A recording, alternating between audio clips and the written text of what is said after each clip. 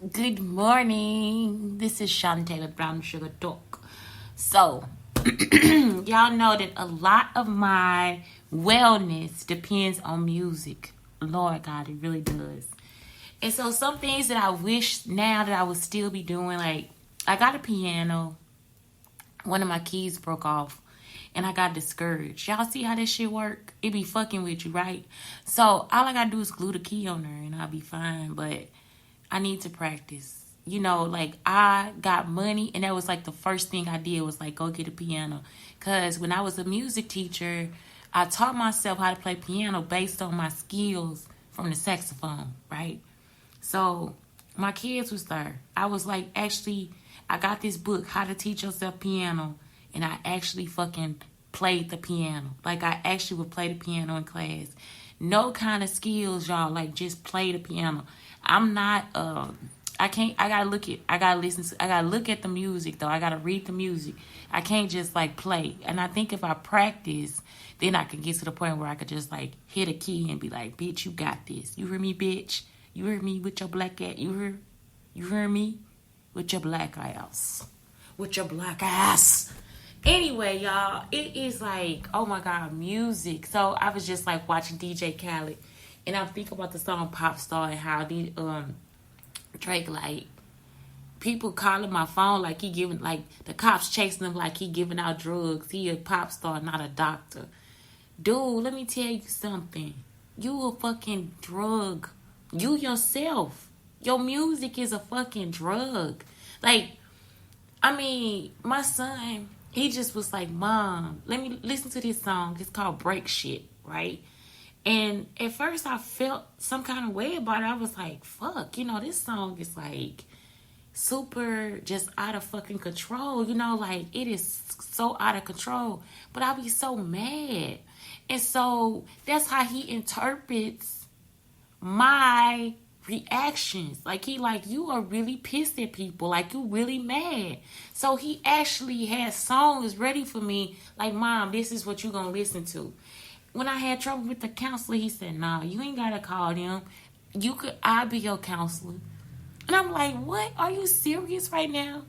And he's serious. He be serious. He is serious. My son is actually really trying to help me get through a lot of the stuff too. And I like that he chose angry songs because that tells me how he sees my world and how he feels like, yeah, you good. You can be angry. You could be angry, mama. It's like, I love that. For real, y'all. I love it. I love it. I love it. So, in my whole time of research, I just like went through and, okay, first off, let me tell y'all, my son is what is it? I can't hear it. Mirabilia. A miracle, a marvel. A miracle, a marvel. I'm telling you. He is a miracle, a marvel, this child. And he still has remained innocent throughout the whole process. You would think that he'll be, okay, he got sensitive hearing, you know what I'm saying? But, yeah, because sometimes he act like an old man. But other than that, Jesus Christ, he is wonderful. So, yeah, I went through and I just found this stuff on Pinterest, like, how music therapy helps you and how how it just like helps the brain and all this different stuff. And I think not only that, it's the words, like it's the fucking words, like when you really get to a point where you live the fucking song, it's over. I'm telling you, it is over. When you get to the point where you live the song, Jesus Christ, you be like, are you fucking kidding me? That energy by Drake, you a fucking drug. Energy by Drake, man, please, come on, man. I got enemies, got a lot of enemies. I love it. I love it. I love it. I love it. You hear me? I love it. You are. I'm sorry to tell you, dude. You are. You passing out drugs. You yourself are the drugs. That's why they following you. You know what I'm saying? They trying to scrape a little bit off. They can't get that shit off you. They can't get that shit off you. DJ Khaled too. Yep, you got him. Yeah, you should have been looking back there. They coming for y'all asses. That's some shit right there. I'm telling you. That I love that song, Pop Star. It is gorgeous. It is gorgeous. Yeah, music therapy, art therapy does work for me too. I love art therapy, but it's almost like the music, I'm drunk. You know what I'm saying? Like, it's like I would overdose on some fucking music. You know, you have to, Shantae, just, I have to tell myself, go to sleep. Just go to fucking sleep. Because I'll be up all night just like listening and singing and writing songs and thinking of all the other stuff I could say. And I don't know, it's something about it. It's something about it. It's just the clarity of it. And yeah, I just really, really, really, really, really love music therapy. I like writing too.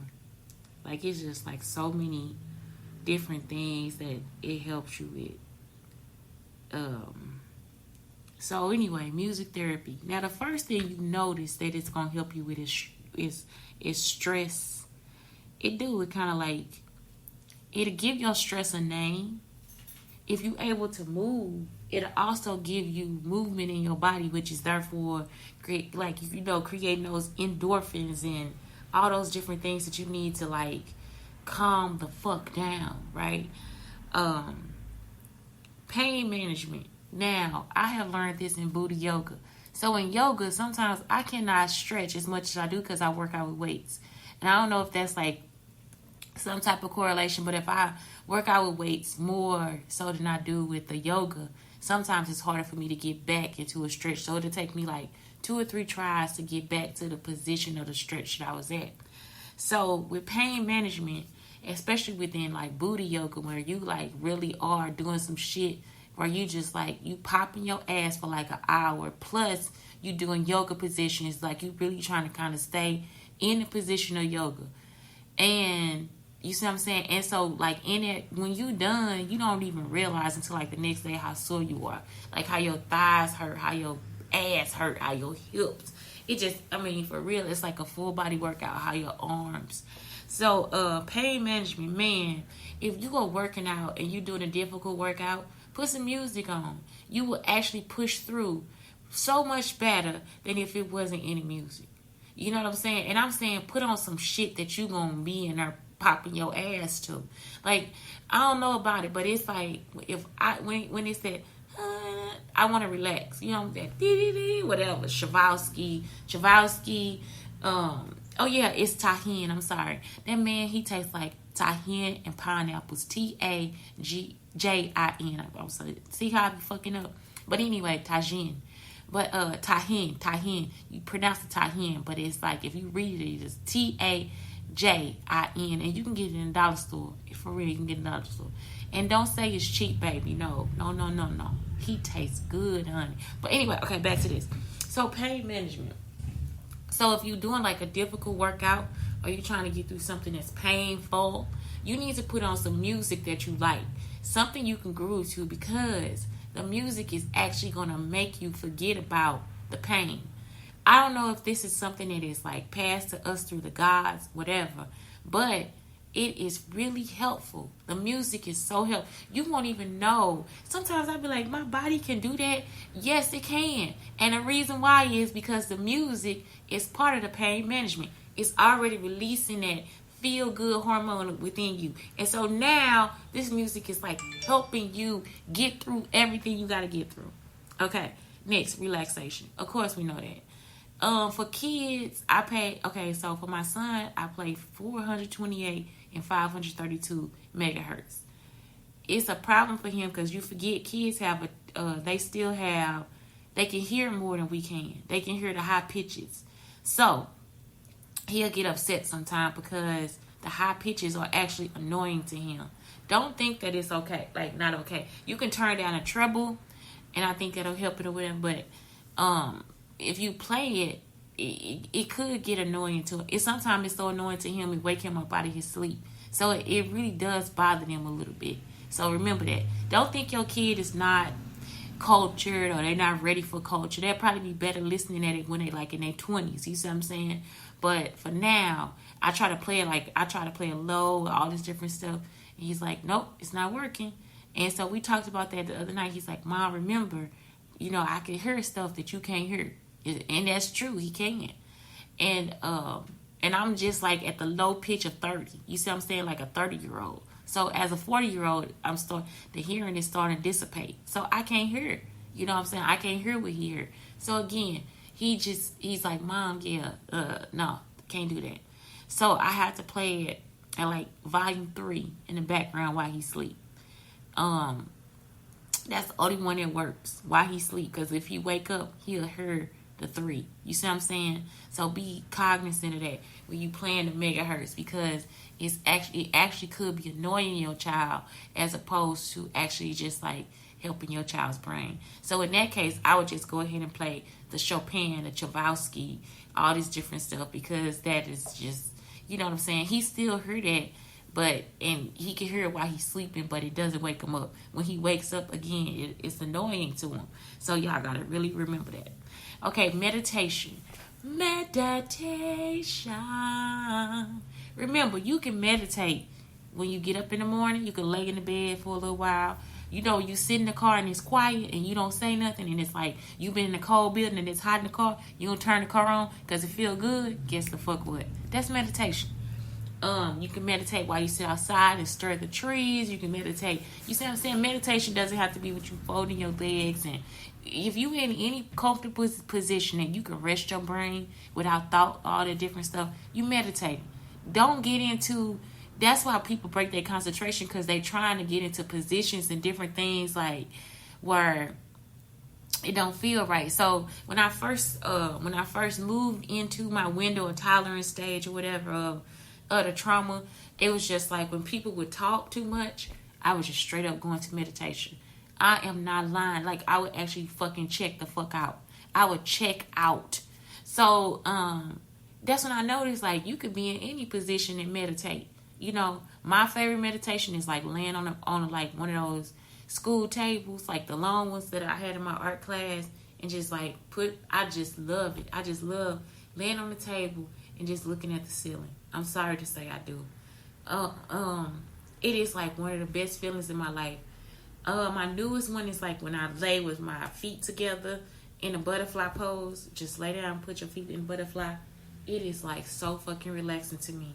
I'm telling y'all, it is like so easy to, and think of it like that. Don't think of it like I gotta sit up and go home now and and all that different stuff. You have to meditate on your level at what you want to do, and there really isn't a meditation level. At some points, you will feel like euphoric and all the different stuff in different ways. So when you find that for yourself, that's what you use. That's what you gain. Maybe you do gotta sit in the rain and meditate. Maybe you gotta sit under the moonlight. Maybe you need to sit in the sun. Maybe you need to sit in the shade. Maybe you got to be by a tree. It don't fucking matter. Maybe you got to be with 3 chairs, one in the middle and your foot on the other one. Who knows? Whatever it is that's going to get you there, meditate. It's a beautiful thing. Imagery. Oh, y'all know I believe in this, Lord God. And here's who be helping me is Mr. David Bella. I be like, man, this man had books in front of. I'm just, dude, do you know what I would do to you? Read the book, though. I want you to read it. Read the book. Read the book. Read the book. If you read that motherfucking book, if you read that book, you think you got that hat on. You think you got that thick ass fucking hoodie on. You think that's what it is? You think your neck's safe from these lips? I do not think so. Do you need me to tell you in your fucking ear? You heard what I'm saying?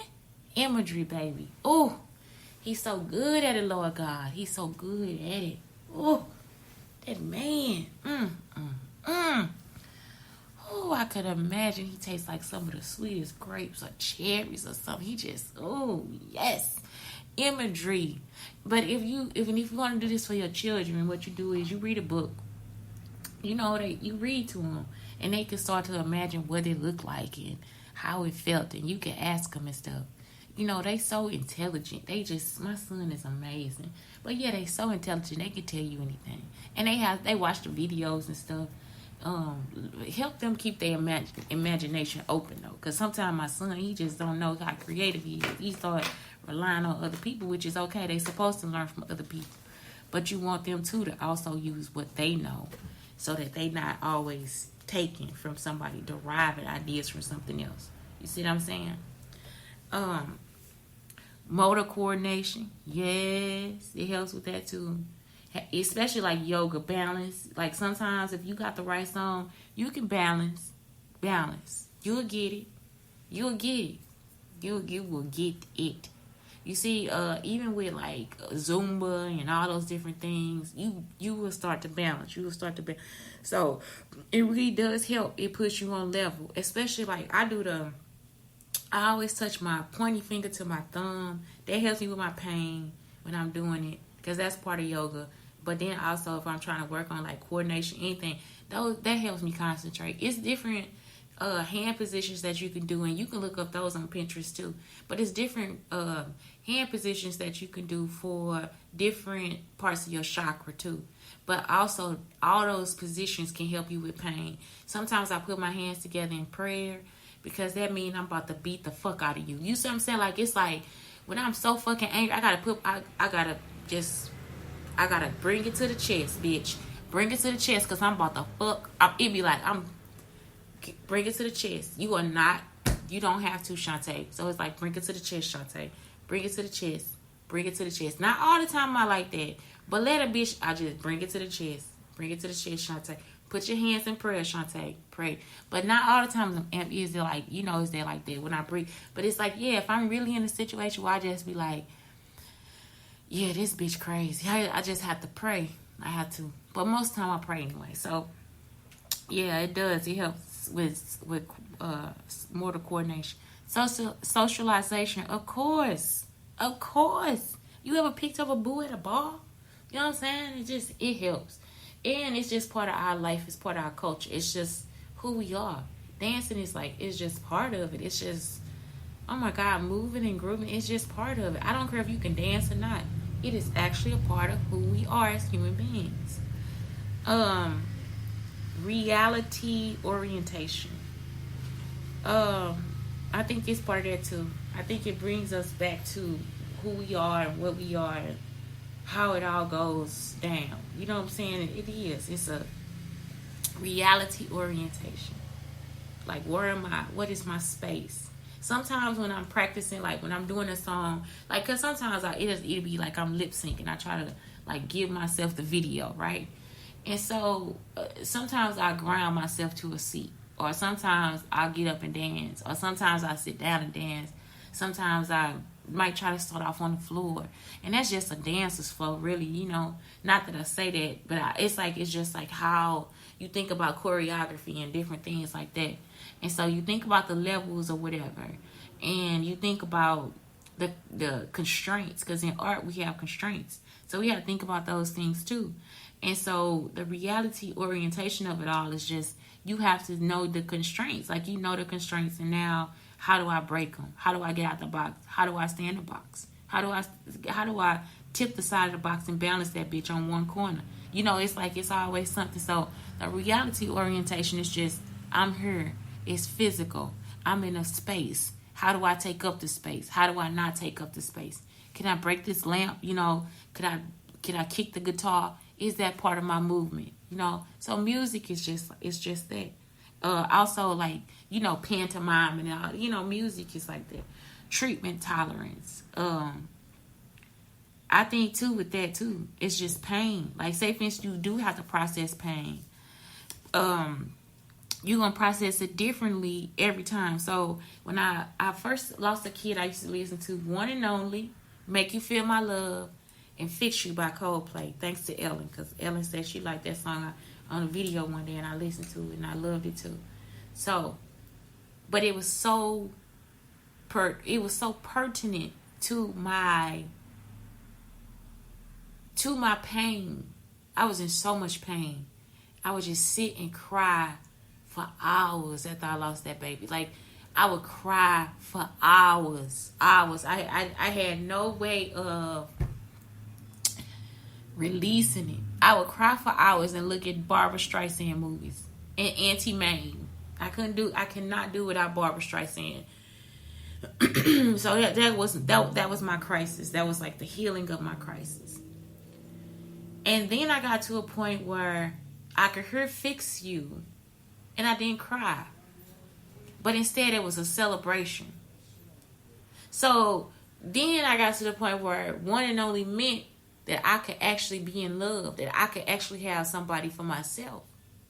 And then Make You Feel My Love was like a ode to my child.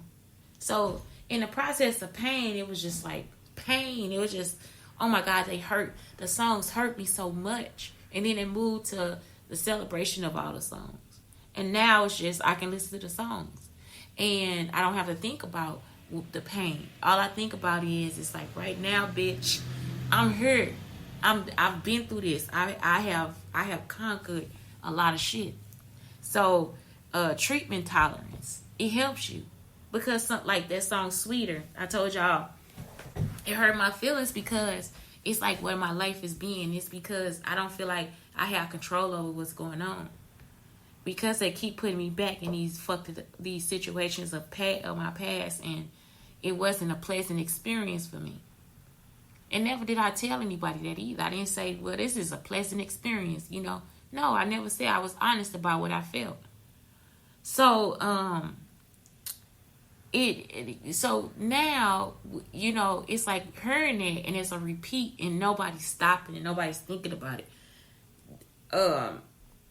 That's what it is. You know, it hurts when I think I should be this writer. I should be doing a play. I should be singing songs or something. I should be using my talent for something else besides raising children or whatever, being a teacher. So it's hurtful. It hurts. And I'm pretty sure it probably hurt more people too, but yeah, Sweeter, yeah.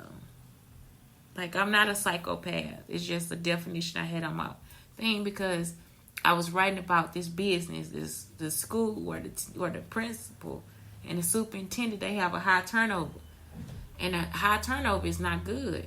It's better for you to stay with the people that you know. You know, it's better for you to have people in your company that want to last and be there for a long time, because y'all have a chance to build new things and grow together. Especially if y'all open people, and it's based in diversity. But they would take pride in training people and then rehiring new people. So the cost of training is actually fucked up. So an investment, when you have an investment, you want the investment to be something where it can grow. You don't want to invest in people and then everybody leave. And even if that was the case, then you yourself, if you're going to invest in something, invest in who they are. So that if it was an issue, they could come back to you. And come back to you on good terms. That's why they always say, don't just quit your job, put it in 2 weeks. Because you never know if you got to come back. So if you put in your 2 weeks, then you know what I'm saying, you could always go back. You see, it's always, you could be rehired. But if you just quit, you can't go back, because you never know what happened in your life. You see, you never know how that could affect you. You don't know how the business, like, you don't know, even with that, even if you were not to, like, where it was in a distraught situation, you could put in your 2 weeks, start a new business, and then take them on as a client. And then on top of that, you got a reference for your new business. You see what I'm saying? So just quitting and all that stuff, I mean, I know it's cute in videos and stuff, but put in your 2 weeks. You know, put in your 2 weeks. You don't have to always leave a relationship. And I think that's what's happening now. You don't have to always, the relationship doesn't have to leave and you blow up the whole fucking place. Or it got to be a fire after you walk out the door. You know, it doesn't have to be like that. And bosses, you don't have to piss people off to the point where that has to happen. Or you see what I'm saying? Because people in authority figures do that stuff too. Like where they'll create a situation that's horrible and they want you to blow up the building before you leave. You know, it's like, no, bitch, I don't need to do that. We don't need to go through this. It doesn't have to be that way. You see? And so that is the start of teaching children and people about how relationships can be sustained, even if I said no to you, even if I disagree with you, even if me and you don't have the same point of view. You starting to teach them that that's not always the case. That ain't everything you have to do. So I feel like sometimes in some of these videos, y'all gotta stop and teach y'all kids. You know what? That's not how you lead a relationship. How could this relationship have been better? And I feel like they need to do that with jobs. They need to do that with politics. They need to do it with a whole lot of different things, because now it's like people think anger and telling people off and reading them and all that different stuff is like that is the end all be all. And it does not have to be. Some things can be brought to you in peace, you know. And music therapy can help you with that too. You know, calm yourself. Be good to yourself. Listen to some love songs, whatever the hell you got to do. But treatment tolerance is actually, music therapy can help with that. Expression of emotion, of course. All the levels of the songs. Communication. You can see a lot of TikTok videos where the girls like where somebody else is saying, you are just not my friend, you my best friend. Or one girl, she had her boyfriend there and he listened to the words, and it was like he was telling her something about it was like who she was and what she did and all this different stuff. And he had it was about, you wanna come in? You wanna come in? It was about who she was, so, and what she did and what she been through. And he just sat there and held her, you know. And so it communicated a lot to both of them inside of their relationship at the moment. And it was gorgeous. It was so pretty. Or I like the one, who that is? That damn my baby daddy. Who would have thought that shit would be like the cutest shit ever? Who that is? That damn my baby daddy. Trick Daddy. Oh my God.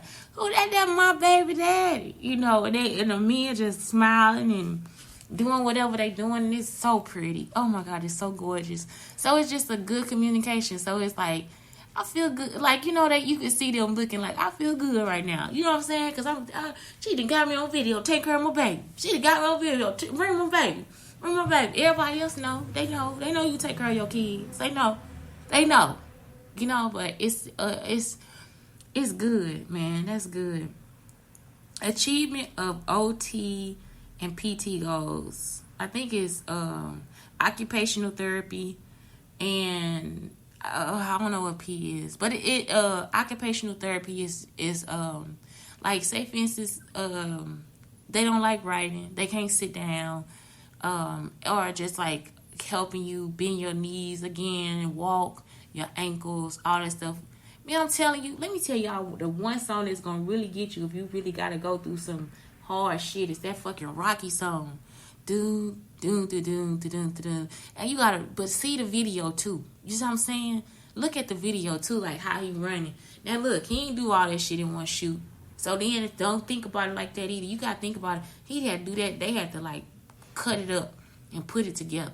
You see what I'm saying? They had to splice it and then put it together to make it into one video to show that this goal was like this. You see? So you have to think of it like that too. And it's like, that is like, dun, dun, dun, you know what I'm saying? Like, it can get you going. You know, it really can. Chance the Rapper, he got like some cool workout songs too. You can kind of like put him on Apple Play and you could just like listen to it. And I mean, for real, it'd be motivation. Drake do too. So again, they the drugs. They don't know it. They don't know. They didn't know. They didn't know. They didn't know. That's why the cops after them. The cops after them because they are actual drugs. Anxiety reduction. My son, one time I was having an anxiety attack.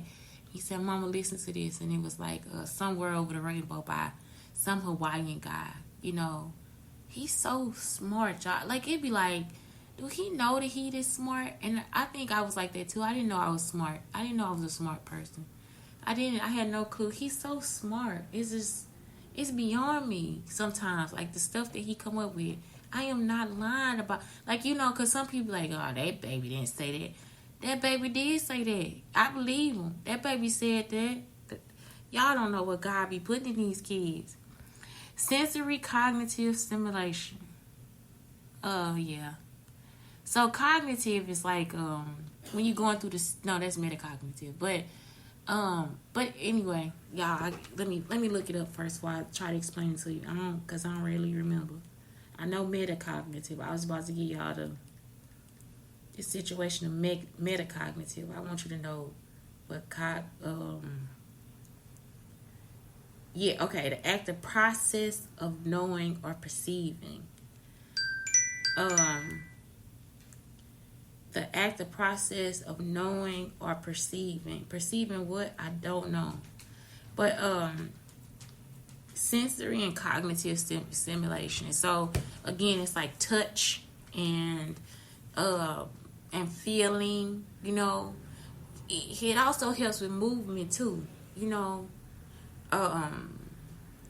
So yeah, the sensory cognitive stimulation. So it's just the perception of touch or the perception of whatever. And it's pretty much how we kind of make up dances and how we see the music, how the music feels to us, how did the music taste, you know, how did you hear it, what did you process, you know, what did you go to, did you smell it, did you taste it, you know, all those different things. So I think it really does help with that too. I do. Recreational enjoyment, cause Blake mama be lit, you hear me? I be in her lit. Y'all think I'm at the club? No, I'm just at home. Improving quality of life. I believe that too, because again, it's just like a situation where it can help you get up and go. It also educates you, because Drake said he ambidextrous. So guess what? People gotta look up the words, you know, and that's something you want in your life. Sometimes you want to be able to look up words and be like, okay, yeah, that's what that means. You see what I'm saying? So you'll be able to apply it. Yeah, that's why, that's the meaning, that's the vocabulary. So you want to be able to look it up and find it. Also, the stories they might tell. You know, you got storytellers like Lil Wayne say he not a storyteller, but he is. He a good storyteller. So he tell the stories, you know. And what are your emotions behind the stories? It's so many songs where they tell the stories. You know, all of me. This is how I feel when I'm with you. You know, Jamie Foxx, he got his own little storyteller. Y'all know I had throw him in now. But yeah, so yeah, it's just like so many different ways to tell the story. And so that's what it is, the storytelling. I think that's why I like Show Nuff. I like Show Nuff because I actually go to strip clubs. Like, I actually party in strip clubs. And you know what I'm saying? I don't feel like they hoes though. But I like the fact that it's like a story. It's like this girl came in her man booty. Some women, like I remember we went to Atlanta and I looked in the strip club window. I was like, these are the prettiest damn strip. They were the most beautiful women. I'm like, what the fuck? Like, they are actually real. Like, you would have thought they was out of magazines or something. No, them bitches was in there walking around. They was actual real fucking humans. I was like, what kind of shit is this? I had never seen so many pretty women in one place.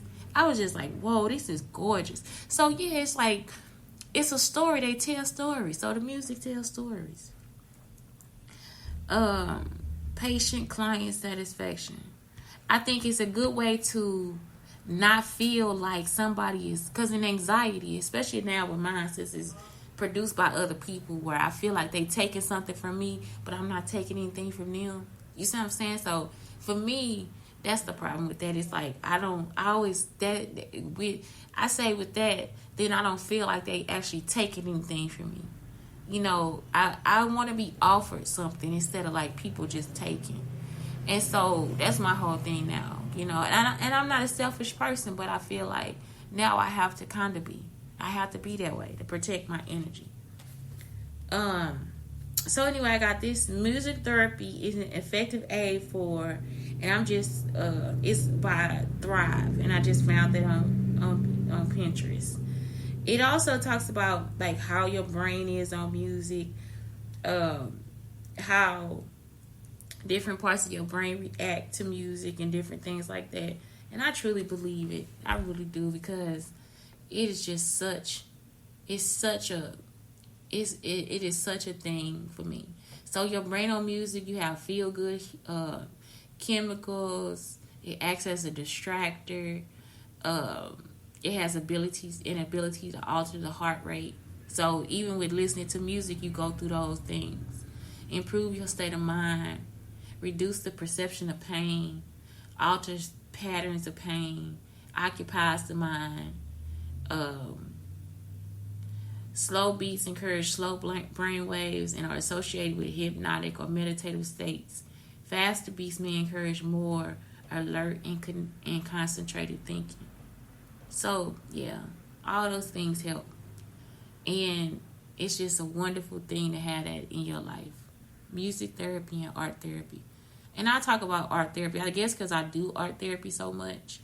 I kind of forget that it's helping me. But, like, if you are going through any traumas or whatever, I say find alternatives. And I think dance is therapy, too. I really do. And you can do that without music. If you try, I think that helps your brain, too. If you dance without the music and you let your brain play the music for you, you know, or you let your body make the music, or you hear the sounds around you. Like, right now I hear the fan going. You know, especially for people, like I wear glasses, so I hear a lot.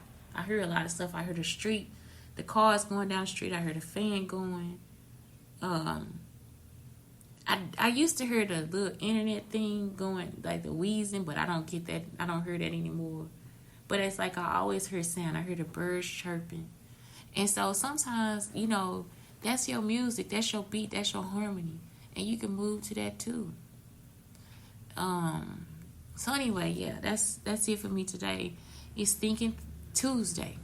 Somebody put Thinking Tuesday, so I was like, let me talk about, you know, things that help trauma.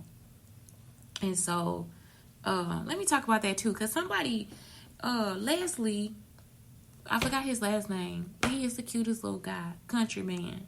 That song, that's Countryman, and he has all those cute little sayings. He said Chris Brown knocked him out of the thing for people's phones. So his song Go Crazy knocked people out, like knocked Leslie out. So he was just on there, and somebody put down, don't bring up whatever. So Rihanna doesn't really talk about what hurt her. And I think it was because she was younger, and maybe they could have been inebriated at the time, whatever. You know, she don't talk about it. It doesn't always hurt. When I lost my first baby, it didn't hurt. You see what I'm saying? It wasn't, and I thought something was wrong with me. I really did, because the woman came in there and she wanted to counsel me, and I was like, I don't need counseling. I'm okay. You know, but my body had went through a sufficient trauma. I then had the scar. I had the scar to that. I saw the scar, and I just moved on with my life. I lost weight. I didn't care. I still don't care. Like now, I think I started to care about the scar when I was, you know, after my baby, after my living child was here. But yeah, my first loss of a child, I just didn't have issues with that. Even with abuse, you know, the abuse didn't really hit me until I was being followed. And then the abuse hit me because I thought they were after me, because I thought I had gotten away from this person. And so we don't know what the reaction would be to people in trauma. You know what I'm saying? Even though you need to be cognizant of it. What I'm saying is somebody tells you, don't follow me because it makes me have a traumatic reaction. It's true.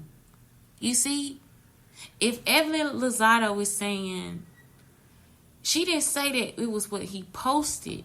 It was because somebody then, therefore, came back and said, you made that man lose his job. That's what made her snap. Now, what he posted could have rocked her boat.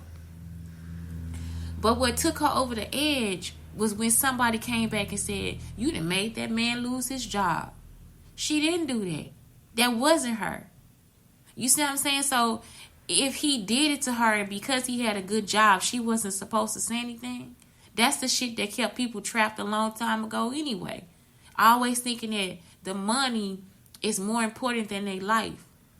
In this situation, being in the situation I'm in right now, my life is more important than somebody fucking money or some nigga dick. And that's all I'm telling you. I don't care. My life is more important than the people that are trying to abuse me. I don't give a fuck what you got. If you did it, I'm telling. And that's all I'm trying to tell you. It ain't got nothing to do with nobody and nothing else. If you did it, I'm telling. And that's what you need to start teaching your kids too. Fuck their position. Fuck what they got. That's why we are where we are now. Because they kept telling you to keep everything a secret. Keep your money a secret. Keep what's going on in your house a secret. Keep the abuse a secret. And they would still be pretending.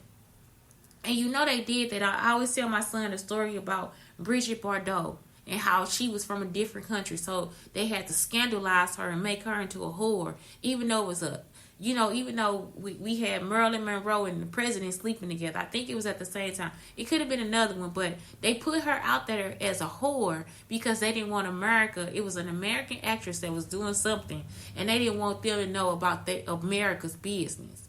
So they've been doing this for a long time where they just try to keep everything a secret. So that's why we can't fix anything.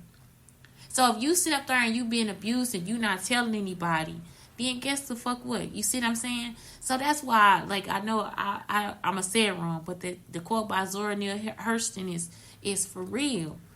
You know, if you stay silent, they will kill you and then act as if you liked it. You see what I'm saying? They mesmerized Marilyn Monroe.